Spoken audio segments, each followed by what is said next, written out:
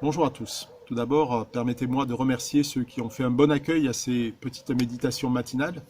Elles avaient pour but de nous accompagner pendant ce confinement. Hum, Et elles vont encore continuer à le faire, et je l'espère pour l'édification de tous. Alors nous allons faire une petite pause d'une semaine pour ne pas dépasser le rythme des études bibliques qui se font sur cette même lettre aux Hébreux. Mais ce que je vous propose à ce stade, c'est de faire un petit point, un petit retour en arrière sur les deux chapitres que nous avons parcourus ensemble. Lorsque vous expliquez à vos enfants un problème, comment le faites-vous? Est-ce avec condescendance, en imposant votre savoir, ou peut-être en vous mettant en colère face à sa lenteur à comprendre? Ou encore en tournant les talons parce que décidément c'est peine perdue et vous avez autre chose à faire? Ou peut-être encore le faites-vous avec tact, en le rejoignant dans son monde avec ses faiblesses, pour expliquer avec ses mots et avec des analogies comment comprendre les problèmes difficiles. Alors je vais vous faire un aveu, c'est que je ne suis pas dans la dernière catégorie la plupart du temps. Mais cette dernière option, qui est pourtant la plus lente, la plus coûteuse, est celle qu'a choisie notre auteur de l'Épître aux Hébreux, que j'allais appeler le Saint-Esprit, qui n'est autre que Jésus lui-même. Après ce chapitre 2, nous tournons donc une page. On ne va plus parler des anges, mais remarquons une chose, c'est avec quelle finesse l'auteur a interpellé ses lecteurs pour les ramener à la saine manière de croire. Il profite de cet attrait démesuré pour les anges pour leur montrer à quel point ils n'ont besoin de rien d'autre que Christ qui leur est infiniment supérieur. Il profite de cet appétit mystique pour leur montrer que leur véritable besoin ne se trouve pas dans les spéculations sans fin sur les anges, mais dans l'abaissement de Christ, qui s'est vraiment fait homme. Parce que Christ était un homme, vraiment. Et parce qu'il était vraiment un homme, il ne nous montre pas un Dieu réservé à une élite intellectuelle ou spirituelle, mais au contraire participant de la condition humaine déchue, marquée par le péché.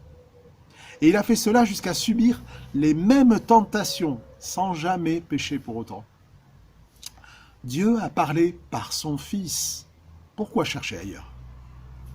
L'adoration des anges n'est peut-être pas notre erreur contemporaine, mais la question de l'illumination ou d'expériences sans fin, sans aucun doute. Et à ceux qui seraient tentés par des expériences mystiques ou de nouvelles révélations qui flattent l'intelligence, la parole de Dieu inspirée dit « Dieu s'est fait votre frère en Jésus-Christ. Il est venu partager votre condition, celle de ceux qui étaient spirituellement humbles, voire spirituellement inexistants. Et il n'a pas eu honte de cela. Il aurait pu venir en aide aux anges, ces êtres si extraordinaires, si spirituels, mais il est venu sauver les hommes dans leur faiblesse, leur tentation. Des personnes qui plus est, à cause de la désobéissance du péché, ont été placées au-dessous des anges. Jésus s'est fait l'un des nôtres, en poussant même l'humiliation jusqu'à porter tout ce qui nous condamnait, en mourant sur une croix. Il est mort afin que, libérés du péché, nous participions à la gloire. C'est ce que nous avons vu dans nos deux premiers chapitres. Nous n'avons donc pas à chercher à étancher notre soif spirituelle en dehors de Jésus-Christ. Le chemin qu'il a inauguré n'est pas d'atteindre la divinité par nos expériences. C'est au contraire lui qui, en devenant pleinement homme, est venu contaminer notre humanité pour que nous partagions sa gloire.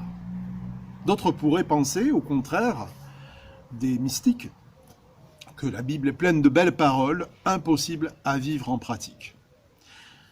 Eh bien, à ces personnes-là, l'Épître aux Hébreux répond la même chose qu'au premier. Jésus a partagé votre condition. Il était vraiment un homme comme vous. Et il sait quelles sont vos tentations. Il y a résisté et il peut vous secourir pour peu que vous le laissiez agir par son esprit en vous.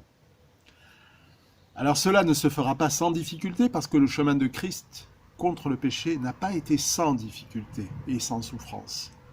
Il n'a pas été sans renoncement à sa propre volonté. Mais il s'est fait votre frère pour vous accompagner et vous a précédé sur ce chemin. Et ces difficultés ne sont rien face au poids insurpassable de gloire qui vous attend. Car c'est aussi pour cela que Jésus est venu. Parce que, nous dit notre chapitre 2, Dieu le Père voulait conduire beaucoup de fils à participer à sa gloire.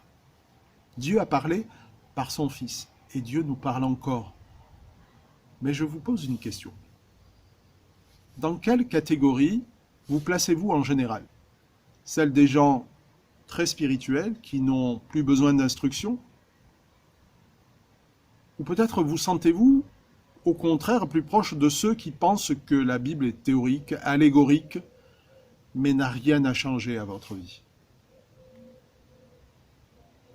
Le défi que je vous propose, après avoir réfléchi à ces deux premières questions, ou cette première question, c'est d'interroger vos certitudes et de vous asseoir. De vous asseoir finalement avec les enfants, sur le banc de ceux que Jésus appelle heureux parce qu'ils sont spirituellement pauvres. Je vous propose de vous asseoir avec ceux qui prennent le joug doux et léger du Seigneur, afin de recevoir ses instructions. Bonne journée à chacun, bon week-end de l'Ascension, et à très bientôt.